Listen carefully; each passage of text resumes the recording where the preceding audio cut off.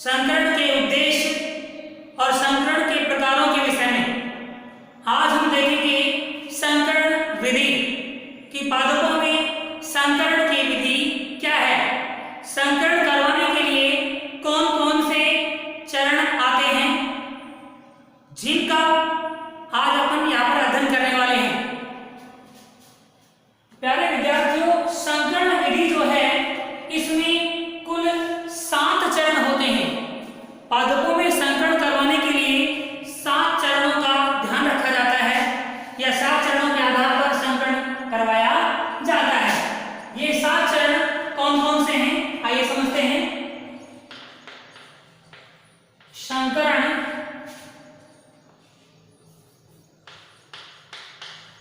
सात चरणों में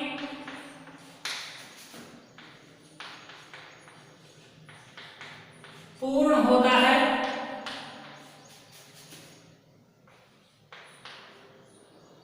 जो निम्नलिखित हैं।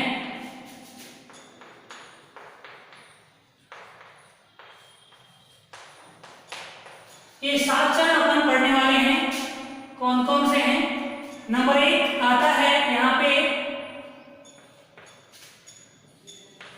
जनकों का चयन।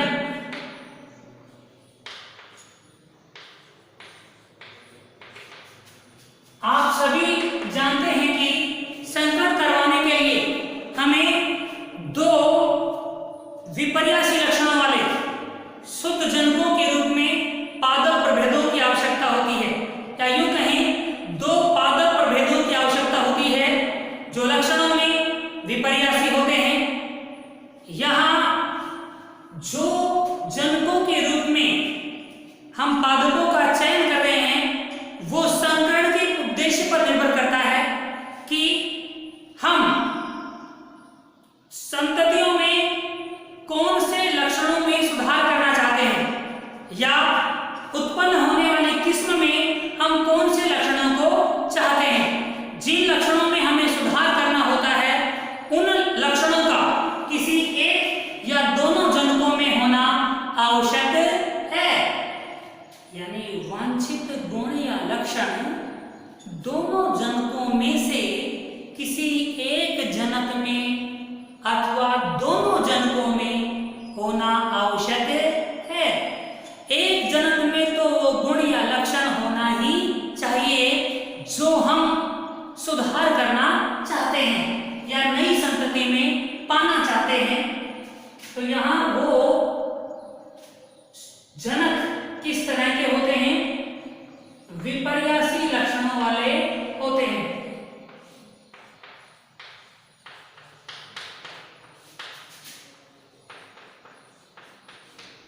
नंबर 2, ये संयुग्मजी पौधे होते हैं। संयुग्मजी का तात्पर्य है कि वह पौधा संबंधित लक्षणों के लिए पूर्णतः शुद्ध लक्षणों वाला होता है। यहां हम जिन लक्षणों में सुधार चाहते हैं, जिन लक्षणों में सुधार चाहते हैं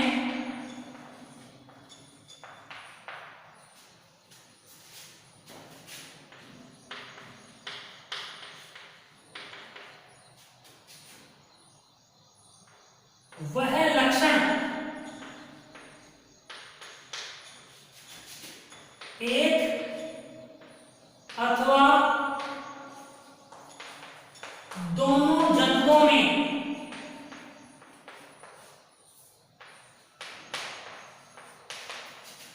अनिवार्य रूप से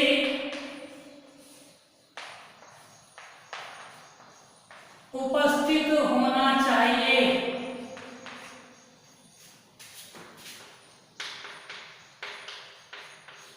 आपको मेरी बात समझ में आई होगी कि जो लक्षण हम पादप संतति में चाहते हैं वो एक या दोनों जनकों में अवश्य होना चाहिए। इस तरह से संकरण कराने के लिए सबसे पहला चरण है जनकों का चयन, जो संकरण के उद्देश्य पर निर्भर करता है कि हम पादप के किस किस लक्षण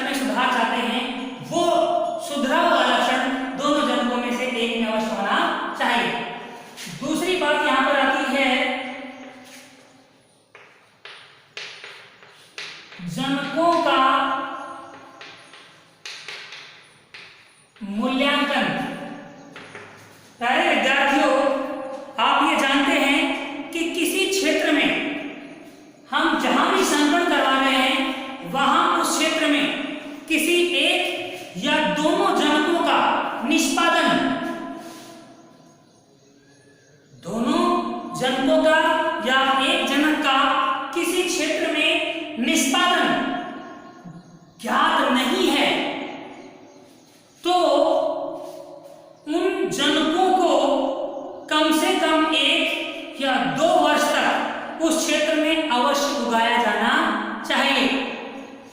आप इस पॉइंट को ठीक से फिर समझिए कि किसी भी क्षेत्र में हम जो जनक संकरण के लिए काम में ले रहे हैं उन दोनों ही जनकों का निष्पादन कि वो उस क्षेत्र में किस तरह से उत्पादन देते हैं, अच्छे तरह से वृद्धि करते हैं या नहीं करते हैं, उनसे कितना उत्पादन प्राप्त होता है, यानी उनकी निष्पत्ति, उनका निष्पादन पहले से ज्ञात नहीं है तो उन्हें हम संकरण हेतु जनक के रूप में तब तक कार्य करने के लिए उपयोग में न ले जब तक कि उनको उस क्षेत्र में 1 या 2 वर्ष तक उगाकर उनके निष्पादन का अध्ययन नहीं कर लिया जाता।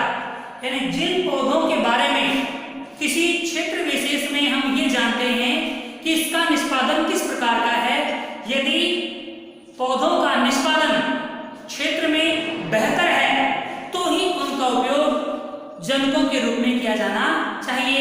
इसको हम जनकों का इवैल्यूएशन, जनकों का मूल्यांकन कहते हैं कि पहले जनकों के रूप में उपयोग में ले जाने वाले पादपों का 1 या 2 वर्ष तक उगाकर निष्पादन करके मूल्यांकन करना चाहिए।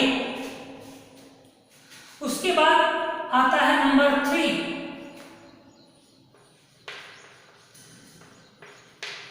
विपुंसन। पहले विद्यार्थी छोटा बिंदु में आ जाता कई बार बीच में से कि विपुंसन किसे कहते हैं। यहां पर विपुंसन एक ऐसी क्रिया है जिसमें किसी पुष्प से जो पुंकेसर होता है उसको चिमटी की सहायता से निकाल लिया जाता है, हटा दिया जाता है। सपोज कीजिए कि ये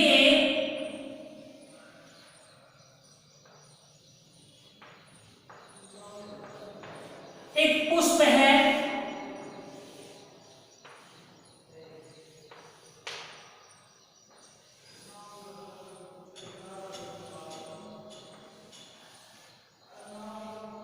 ये पुष्प है।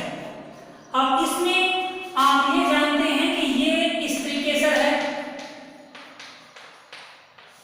और ये पुंकेसर है। अब जो पुंकेसर है इसमें ये इसका जो भाग है ऊपर ये कहलाता है परागकोश। इस परागकोश के परिपक्व होने से पहले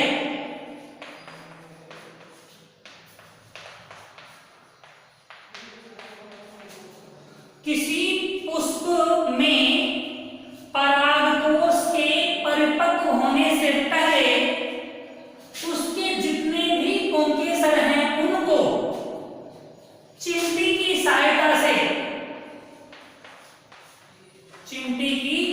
सहायता से हटा देना, निकाल देना विपुंसन की क्रिया कहलाता है। चिमटी से हटाते समय स्त्री केसर को कोई क्षति नहीं होनी चाहिए।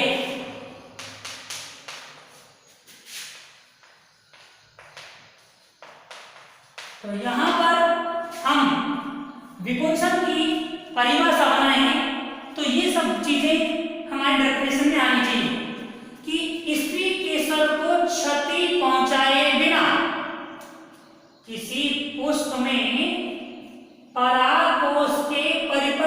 से पहले पुंकेसरों को चिमटी की सहायता से हटा देने या निकाल देने की क्रिया को ही विपुंसन की क्रिया कहते हैं। यहां बात आ रही है पुंकेसरों को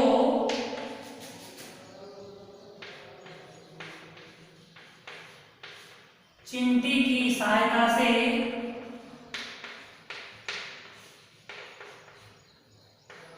निकाल देना या हटा देना क्या कहलाता है? विपुंसन कहलाता है। इसके बाद अगला चरण आता है नंबर 4। इसको हम कहते हैं बोरा वस्त्रावरण। इसे बैगिंग भी कहा जाता है। इसमें क्या किया जाता है? देखिए, विपुंसित जो पुष्प है, विपुंसन करने के बाद ये पुंकेसरों को हटा देने के बाद अब ये पुष्प कैसा कहलाएगा? विपुंसित पुष्प। विपुंसित पुष्प।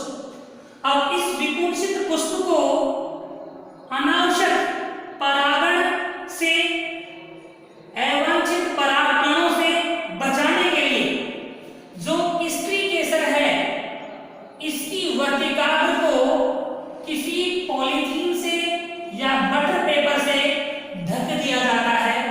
इस क्रिया को बैगिंग या बोरा वस्त्रावरण की क्रिया कहते हैं। किससे ढकेंगे?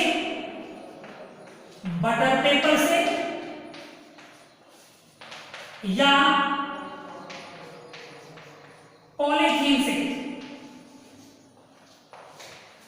विपुंसित पुष्प को, विपुंसित पुष्प की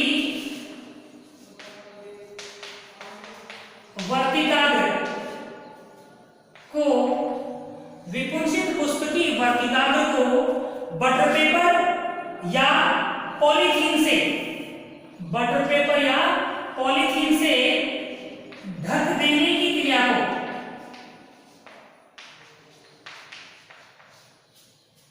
को क्या कहते हैं? बोरा वस्त्रावरण या बैगिंग कहते हैं। इससे क्या है? जब तक यहां वर्तिकाग्र परागकणों को ग्रहण करने के लिए सुग्राह्य नहीं हो जाती, परिपक्व नहीं हो जाती, तब तक अनावश्यक परागणों से, अनावश्यक परागकणों से वर्तिकाग्र को बचाया जा सकता है। तो ये दोनों ही छोटे बिंदु के रूप में आते हैं। उसके बाद आगे यहां पर आता है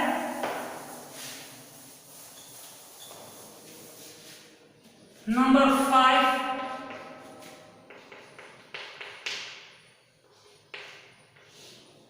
परागण। सॉरी, यहां पर हम पहले लिखेंगे टैग लगाना। जो विपुंसित पुष्प है उसके ऊपर एक टैग, कागज का टैग बांध दिया जाता है।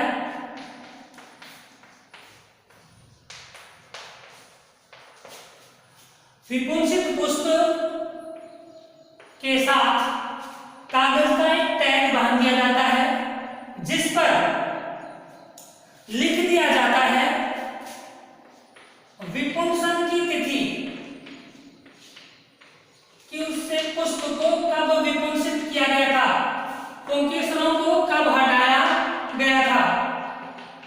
दूसरा लिखा जाता है परागण की तिथि, कि विपुंसित होने के बाद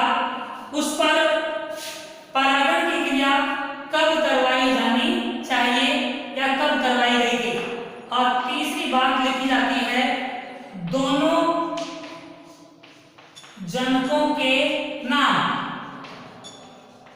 इस तरह से इस क्रिया को कहा जाता है टैग लगाना। विपुंसित पुष्प पर कागज का टैग बांधा जाता है। उस कागज के ऊपर कार्बन पेंसिल से विपुंसन की तिथि, परागण की तिथि और दोनों जनकों के नाम लिख दिया जाता है, जिसको हम टैग लगाना कहते हैं। उसके बाद इस पे आता है 6 पॉइंट, जिसे हम परागण कहते हैं।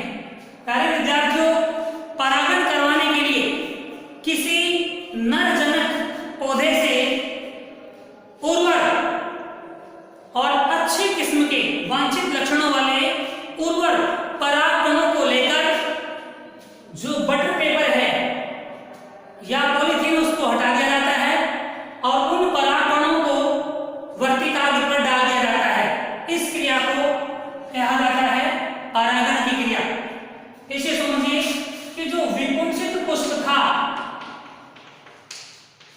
उसके ऊपर हमने क्या कर रखा था, बटर पेपर या पॉलीथीन से उसे ढक रखा था। अब ये पॉलीथीन या बटर पेपर को क्या कर दिया जाता है, हटा दिया जाता है। इसके बाद जो वर्तिकाग्र है, स्त्री केसर की जो वर्तिकाग्र है, इस वर्तिकाग्र पर नरजनक के परिपक्व एवं उर्वर परागकण डाल दिए जाते हैं, जिसे हम क्या कहते हैं, परागण की क्रिया कहते हैं।